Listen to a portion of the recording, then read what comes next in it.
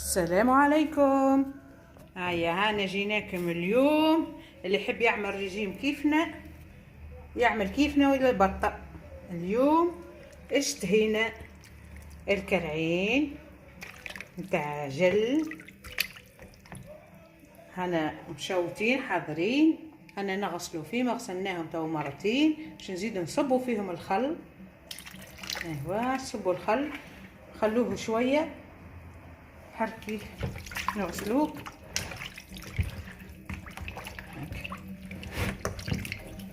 خلوه شويه ومن بعد نعاودو المرة نغسلوه مرتين